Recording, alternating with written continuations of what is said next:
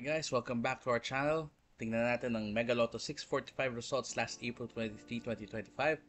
And pag-usapan natin ang data na makikita natin, ano ba analysis, and baka meron tayong makuhang tips for April 25 draw.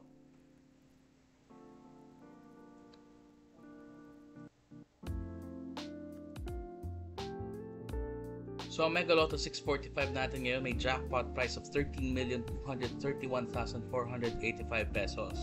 So lumalaki na lang lumalaki kasi wala pa rin nananalo. Tingnan natin ang results. Meron tayo 21, 14, 16, 33, 30, and 25. So compare natin siya sa data na meron tayo. So ito yung current draw, ito yung current occurrences nila, frequency, and rank. So tingnan natin sa top 10 occurring balls and bottom 10 occurring balls. Sino-sino ba yung mga yan? So yung number 25 pa rin na leading, sobra-sobra yung occurrences niya sa 230 times. And yung 36, ball 36 naman ang nangungulelat pa rin at sa 166 times pa rin nagpapakita. Pero ano ba ang average appearance niyan? So ang average appearance niyan ay 199 times. So sa draw natin ngayon, sino bang nabunot natin na nandito sa listahan na to?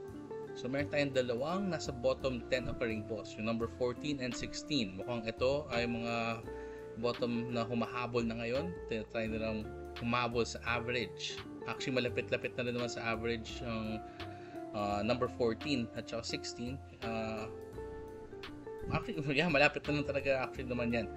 May chance nga humabol na rin yung number 19 kasi ano lang naman yan. Hindi naman malayo-layo, no? Yung malayo dyan is yung number 36 sa 166 times palang nagpapakita. So, yan yung mga talagang kailangan humabol. Pero generally, itong bottom 10, I guess makikita natin ito mas madalas in the future draws. Samantalang ang top 10 naman, baka ito naman yung mga bumabagal. Pero sa current draw natin ngayon, meron tayong dalawa ring top 10, no? So, number 25 and number 30, pakita rin regardless kung nasa top 10 occurring balls na sila. Pero kaya nga naman sila top 10 occurring balls anyway kasi nga pakita. So, baka itong dalawang to mag-slow down na, particularly yung number 25. So, pagbasihan naman natin yung high and low combinations. Ang high and low natin, meron tayong tatlong low and tatlong high. And compare natin sa past 10 draws, ito sila ngayon. Ay wow, hindi equally distributed ang high-low natin sa past 10 draws. Kitang-kita overwhelming majority ang mga nasa high.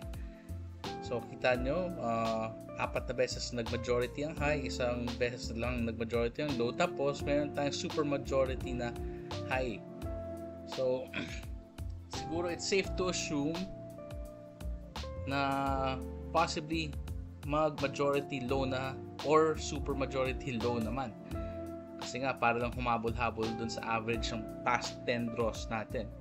Pero kung gusto nyo pa rin safe tumaya, syempre, hindi naman talo talaga ang safe na taya sa equal ng low and high. Yan naman talaga, tingnan nyo, mataas ang percentage yan na lumalabas ang ganyang combination.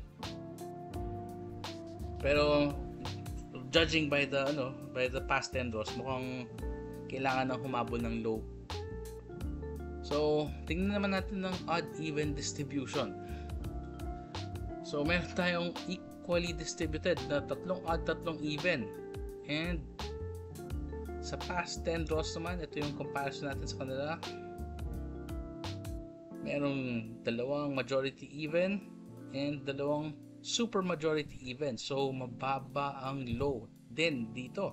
Ang odd din dito. Hindi low, odd. So, walang times na nag-majority ang odd at all. So, puro even ang nagma-majority or pantay-pantay na. So, safe to assume nga siguro na majority odd naman ang susunod or super majority odd para lang humabol-habol ang ang numbers nila. Pero again, no, kung gusto niya safe, odd, even, equal tayo. Yan naman talaga lagi ang safe. So, meron pa tayong pwedeng pagbasihan sa susunod nating draw, no? Ito ang gap between draws, yung mga sobrang tagal nang hindi lumalabas. maliban sa madalang lumabas, meron ding sobrang tagal na hindi lumalabas. So, etong mga yan yun. Meron tayong number 9, number 12, number 13, number 21, number 23, and number 36, and number 41. Kita yung number 36. Maliban sa matagal na siya hindi nagpapakita, madalang din siya magpakita, kaya color blue yung kanyang yung occurrence niya. So, baka isa sa mga nandito magpakita na rin soon. Kung hindi sa next na taya, siguro malapit-lapit nang bumaba ulit itong mga to. So,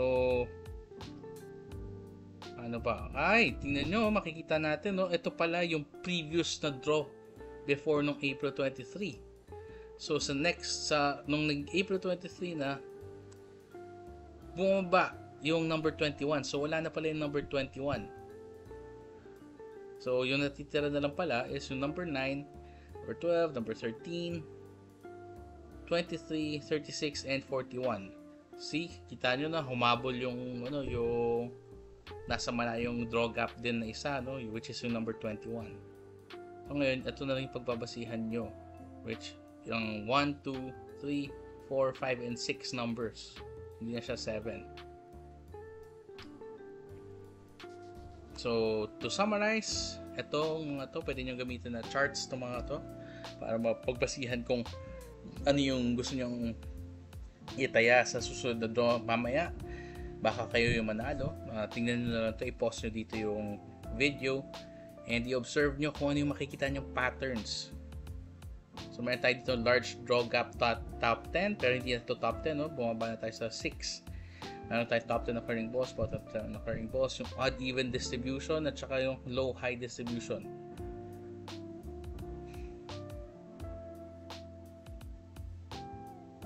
So, thank you for watching. Stay tuned for more Lotto results, analysis, and tips. And if you like what you've heard, what you've seen in this video, kung nakakatulong to sa pagtayaan nyo sa Lotto, para hindi lang to parang suntok sa buwan lagi, at ngayon medyo parang may logic yung pagtayaan nyo at nagiging mas fun, don't forget to like, share, and subscribe. We also have a Facebook page on Lotto Scanner PH, so kindly like that as well, follow that page, and stay tuned for more videos. Thank you very much.